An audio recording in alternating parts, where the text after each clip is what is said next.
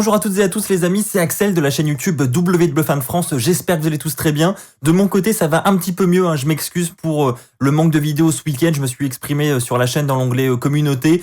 Donc voilà, j'étais un petit peu malade, ça va un petit peu mieux, donc je peux enfin vous proposer cette review de Fastlane. Pour l'occasion, je compte sur vous pour bombarder la barre des pouces bleus. On est parti pour la review du dernier pay-per-view avant WrestleMania, Fastlane. Une édition pas trop mal cette année, je trouve. On commence avec le premier match. Pour commencer, nous allons parler du kick-off, un match entre Mustafa Ali et Riddle pour le titre des États-Unis. Bon, en ce qui concerne le match et le résultat, pas trop de surprise. Riddle conserve sa ceinture. Je vous avoue, ça m'aurait fait un petit peu mal si Riddle perdait le titre face à Mustafa Ali dans le kick-off. Et ce qui me fait encore plus mal pour Rétribution, c'est que l'explosion de ce clan a eu lieu dans le kick-off de Fastlane. C'est un petit peu violent, on savait que la WWE en avait ces derniers temps un petit peu rien à faire de Rétribution, mais alors là, avoir la dissolution du clan dans le kick-off d'un pay-per-view comme Fastlane, c'est un petit peu violent quand même. Imaginez si le Shield avait été détruit dans le kick-off de Fastlane par exemple, c'est inimaginable. Comme quoi la WWE elle-même ne croit plus en ce clan et elle le met vraiment en bas de la carte. Donc on a effectivement après le match Mustafa Ali qui va s'énerver encore. Il va notamment critiquer Slapjack en lui disant « Tu ne serais rien sans moi ». Slapjack va ensuite quitter le ring, puis Mace et T-Bar vont ensuite s'attaquer à Mustafa Ali, ils vont lui faire un double chokeslam. En attendant, ce qu'il faut retenir, c'est que c'est la fin de ce clan Rétribution. Alors maintenant, quelle sera la suite? Est-ce qu'on aura un match handicap à WrestleMania par exemple? Je ne sais pas. Les amis, n'hésitez pas d'ailleurs à me partager votre avis dans les commentaires. Quelle sera selon vous la suite pour Rétribution? Commençons avec le premier match de la carte principale du pay-per-view. On a un match entre d'un côté Shayna Baszler, Nia Jax et de l'autre Sasha Banks et Bianca Belair. Match pour les titres féminins par équipe. On savait que ça allait s'embrouiller entre Sasha Banks et Bianca Belair. Évidemment, il faut construire la rivalité pour WrestleMania, mais on savait pas trop comment, on savait pas trop à quoi s'attendre pour ce match. On s'est dit que peut-être également Sasha Banks et Bianca Belair pouvaient remporter ces titres à quelques semaines de WrestleMania et les perdre peu de temps après. Mais au final, non. On a une victoire de Nia Jax et de Shayna Baszler, donc elles conservent leur ceinture. Et on a eu effectivement une embrouille durant le combat. Alors comment ça s'est passé ? Vers la fin du combat, on a Sasha Banks qui va appliquer son bank statement sur Shayna Baszler. Shayna Baszler est à deux doigts de taper, mais là, Nia Jax va vouloir intervenir pour briser la soumission. Et quand Bianca Belair a vu ça, elle est rentrée sur le ring pour justement empêcher Nia Jax de briser la soumission. Sauf que là, Nia Jax va pousser Bianca Belair va tomber sur Sasha Banks, et c'est donc Bianca Belair indirectement qui a brisé la soumission de Sasha Banks et qui a donc coûté le match à Sasha Banks. Donc Sasha Banks va ensuite s'embrouiller avec Bianca Belair en lui disant « Mais qu'est-ce que t'as fait? Pourquoi t'as brisé la soumission ?» Bianca Belair se défend comme elle peut, elle dit « Mais j'ai pas fait exprès ». Et là, Nia Jax va en profiter pour faire un roll-up.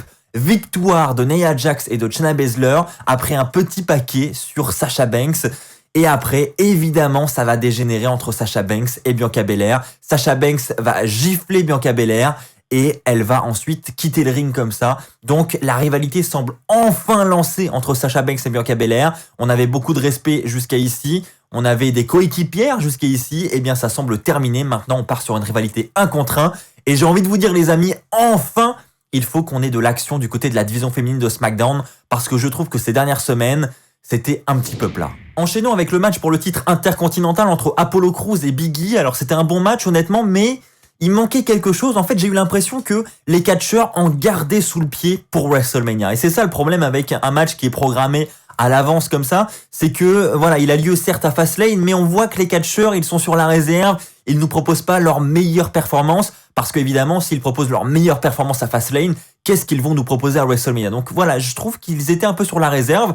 La fin va être très bizarre également. On aura une tentative de big ending de la part de Big E sur Apollo Crews. Apollo Crews va renverser la tendance, va partir pour un petit paquet, un roll-up. Et là, Big E va renverser la situation à son tour et va renverser le roll-up de son côté. Et c'est donc Big E qui va remporter le match avec ce compte de 3. Mais c'était très bizarre. En fait, même le roll-up en lui-même était très bizarre. On a Big E qui fait un truc chelou. Enfin bref, j'ai vraiment trouvé cette fin hyper bizarre. Je m'attendais plus à une disqualification, comme j'en avais parlé dans mes pronos, à l'utilisation d'une arme ou quelque chose pour, voilà, mettre fin au combat. Mais un roll-up comme ça, suivi d'une attaque de Apollo Crews. Apollo Crews va ensuite s'acharner sur Big E en enchaînant notamment des Angle Slam sur Big E. Bref, on voit bien que la rivalité n'est pas terminée et que le match à WrestleMania aura bien lieu. Maintenant, on peut, je l'espère, attendre une stipulation, un petit plus pour WrestleMania, et j'espère que cette fois-ci, les deux hommes vont nous offrir une magnifique performance parce que je suis persuadé qu'ils peuvent clairement faire beaucoup mieux que ce que nous avons eu à Fastlane. Les amis, on enchaîne avec un match entre Shane McMahon et Braun Strowman. Alors honnêtement, moi déjà quand j'ai vu ce match arriver dans la carte, je m'y attendais pas parce que le match avait été annoncé pour Fastlane, puis retiré par la WWE et là il a été rajouté. Donc voilà, moi j'y croyais plus à ce match et au final on l'a eu entre guillemets, comme vous allez le voir. Donc on a Shane McMahon qui tout au long de la soirée, on va le voir au début, il va sortir de la salle des médecins, on va le voir avec des béquilles, on va voir que en gros il n'est pas très apte à combattre. Mais c'est pas grave, il va quand même accompagner Elias au milieu du show pour une performance musicale. Il dit que voilà, il veut se rendre compte du talent d'Elias et à ce moment-là, il va annoncer que Elias va prendre sa place ce soir pour le match face à Braun Strowman. Et on a donc Elias contre Braun Strowman. Donc évidemment, Shane McMahon, dans son rôle, il va envoyer les autres à sa place pour affronter Braun Strowman. Donc Elias contre Braun Strowman, honnêtement, match pas trop mal, pas trop dégueu, j'ai envie de vous dire. On voit bien qu'on est quand même là pour installer le match entre Shane McMahon et Braun Strowman, que on veut montrer la domination de Braun Strowman. Évidemment, la victoire de Braun Strowman est évidente, mais ça n'empêche que Elias a eu le droit quand même à quelques petits spots et je m'attendais vraiment limite à un squash. Et au final, non. Donc ça a été, on a eu un match sympa entre les deux. Victoire de Braun Strowman après son running power slam. Et après le combat, on a Braun Strowman qui va fixer la caméra avec un regard noir. En gros, voilà, Shane McMahon ne sait pas ce qu'il attend. Je pense que le train, la locomotive Braun Strowman va arriver plus vite que prévu à WrestleMania. Et je pense que Shane McMahon va devoir faire très attention. Les amis, on enchaîne avec un match entre Seth Rollins et Shinsuke Nakamura. Match simple qui a été annoncé à SmackDown la semaine dernière. Et donc, combat honnêtement plus que sympa. Franchement, un match très complet qui a eu une bonne durée en plus avec beaucoup de suspense. On a une partie domination de Rollins, puis de Nakamura. Enfin bref, vraiment match équilibré. Je m'attendais à une intervention de Cesaro parce que évidemment, ce match, il est là pour préparer la rivalité entre Rollins et Cesaro à WrestleMania. Donc je m'attendais à ce que Cesaro montre une petite tête durant le match. Et au final, pas du tout. On a eu un match vraiment clean à 100% qui va se terminer par une victoire de Seth Rollins. Honnêtement, jusqu'à ce moment du pay-per-view, je me suis dit, là, c'est clairement le match de la soirée. J'ai passé un bon moment. Match qui se termine avec un stomp de Rollins sur Nakamura. Et maintenant, j'ai juste envie d'une chose, c'est de voir la suite de cette rivalité entre Rollins et Cesaro. J'espère qu'ils vont avoir un bon spotlight à WrestleMania. C'est clairement mérité pour Cesaro depuis le temps qu'il mérite d'avoir un match de cette ampleur à WrestleMania. Certes, il n'y a pas de titre en jeu, mais ça reste un match face à Rollins, un des gros main eventers de cette fédération.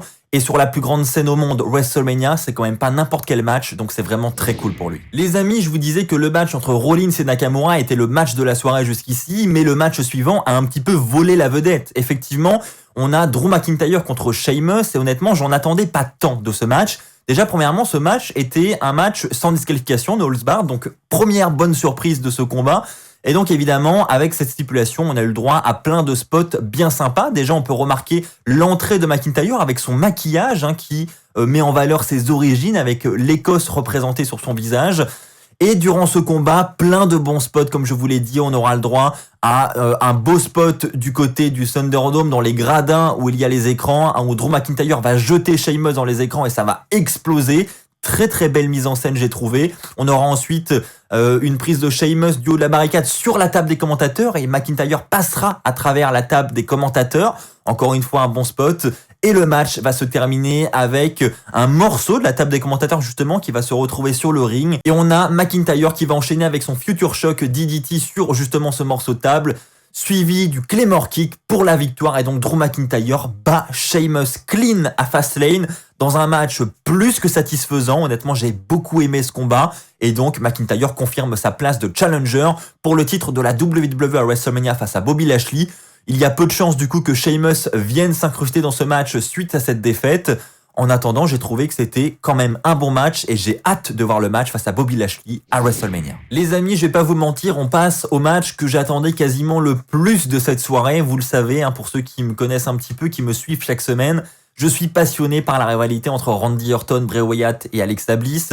Et donc, on a un match qui avait été annoncé entre Randy Orton et Alexa Bliss. On savait très bien que ça n'allait pas être un match de catch. On savait que on aurait de la mise en scène, que on aurait peut-être le retour du film. Enfin bref, on avait beaucoup d'attentes, beaucoup de questions sur ce match. Et au final, on a eu que 2 surprises durant ce match. On a donc Randy Orton qui fait son entrée. Il va commencer là à recracher cette substance noire qu'il crache depuis plusieurs semaines à Raw. Alexa Bliss va ensuite faire son entrée, elle va monter sur le ring Et là commence la mise en scène. On va avoir Randy Orton qui va tenter de s'approcher d'Alexa Bliss. Là, les flammes vont jaillir du ring. Ensuite, Randy Orton va vouloir charger Alexa Bliss. Alexa Bliss va esquiver, Randy Orton va tomber à l'extérieur. Alexa Bliss va ensuite faire tomber les lumières du plafond au sol juste devant Randy Orton. À ça de sa tête quand même. Belle mise en scène encore une fois. C'était un spot assez impressionnant. Ensuite, on a Alexa Bliss qui va, une fois de plus, lancer une boule de feu à Randy Orton. Et enfin, Randy Orton va retourner sur le ring et là, on va voir de la fumée commencer à sortir du tapis du ring, puis une main, et cette main va accrocher le mollet de Randy Orton. Et ensuite, The Fiend va enfin révéler sa nouvelle identité. The Fiend sort du ring et là, on voit un Fiend totalement brûlé avec un tout nouveau masque, avec une toute nouvelle tenue. Honnêtement, je trouve magnifique cette nouvelle tenue, je ne sais pas ce que vous en pensez, n'hésitez pas à me partager votre avis dans les commentaires, il fait vraiment flipper encore plus qu'avant même je trouve. Évidemment Randy Orton est totalement choqué par ce nouveau personnage du film, il ne pensait pas qu'il reviendrait un jour donc il est totalement choqué. Alexa Bliss en profite pour le pousser sur The Fiend l'attrape, Sister Abigail, ensuite Alexa Bliss va se placer sur Randy Orton, l'arbitre va faire le compte, donc les disqualifications on oublie, ça n'existe plus à la WWE, The Fiend a tabassé Orton, il ne participait pas au combat, mais bon, l'arbitre fait quand même le compte de 3, pas de disqualification, victoire de Alexa Bliss qui bat Randy Orton et donc la rivalité est officiellement lancée et j'ai envie de dire elle continue tout simplement parce qu'on nous l'attise depuis de nombreuses semaines maintenant. On n'attend plus que le match entre Orton et The Fiend à WrestleMania. Autant vous dire que moi, j'ai plus que hâte. Alors oui, je sais, il y en a plein qui disent que ça n'est pas du catch. Je suis totalement d'accord avec ça. C'est 100% du divertissement. On ne parle pas de catch en ce qui concerne cette rivalité. Mais moi, je suis à 100% dedans. Je suis diverti chaque semaine. Donc, du moment que c'est pas toute la carte du show qui est placée sous le symbole du divertissement uniquement, moi, ça me dérange pas. Voilà, d'avoir un match comme ça, ça me dérange pas, j'ai passé un bon moment. N'hésitez pas vous aussi les amis à me partager votre avis dans les commentaires. Et enfin les amis, on arrive à ce main event de la soirée, match entre Roman Reigns et Daniel Bryan pour le titre universel. Qui va affronter Edge à WrestleMania? C'est la question. Bon, honnêtement, je pense qu'on est tous d'accord pour dire que on s'attendait à ce que Roman Reigns conserve sa ceinture quoi qu'il arrive. Il y avait vraiment peu de chances que Daniel Bryan remporte ce titre à Fastlane la nuit dernière. Mais on a eu, malgré ça, un bon match et une fin vraiment assez sympa où, à la fin du pay-per-view, on se pose toujours des questions en ce qui concerne ce main event de WrestleMania. On a un match qui a duré 30 minutes déjà pour commencer. Donc, gros temps d'antenne pour ce combat et j'en attendais pas autant. Donc, belle surprise. Belle performance de Daniel Bryan. Au début, il va prendre un petit peu cher, mais Daniel Bryan va avoir quand même son moment de gloire dans le match et on va croire jusqu'au bout à une potentielle victoire de Daniel Bryan. Et c'est ça la force aussi de la WWE parce que même si avant le match, on se dit ouais, il y a aucune chance que Bryan remporte le match, ils arrivent toujours à trouver le petit spot qui fait que tu vas y croire. Je fais évidemment référence à ce moment où Roman Reigns allait partir pour son spear sur Daniel Bryan. Daniel Bryan va esquiver et va partir juste après pour un running knee sur Roman Reigns. Mais Roman Reigns va esquiver, c'est l'arbitre qui va recevoir ce coup. Juste après, spear de Roman Reigns. Là, Roman Reigns va vouloir tenter le tomber, mais l'arbitre n'est plus là, donc Daniel Bryan est en quelque sorte sauvé. Donc là, on se dit, et si c'était le moment de Daniel Bryan? Là, on a Edge ensuite qui va monter sur le ring pour remplacer l'arbitre. Il va faire le compte au sol, mais Daniel Bryan va résister au compte et va se dégager au bout de 2. Roman Reigns va ensuite commencer à frapper Daniel Bryan pour se venger un petit peu de ce dégagement. Mais Daniel Bryan va renverser la tendance et va partir pour son yes lock. Et là, encore une fois, on se dit, et si c'était le moment de Daniel Bryan? Mais Roman Reigns ne va pas abandonner, il va bien tenir jusqu'à l'intervention de Jey Uso. Jey Uso qui va faire un super kick sur Edge. Et donc là, Jey Uso va ensuite aller chercher une chaise. Il va vouloir frapper Daniel Bryan avec cette chaise. Mais Daniel Bryan va esquiver. Ça va se retourner contre Jey Uso. C'est lui qui va manger finalement le coup de chaise. Daniel Bryan va ensuite vouloir asséner un nouveau coup de chaise, mais cette fois-ci à Roman Reigns. Roman Reigns va esquiver le coup et c'est finalement Edge qui va le recevoir. Roman Reigns va vouloir ensuite profiter de la situation. Il va vouloir asséner un spear à Daniel Bryan lorsqu'il va se retourner.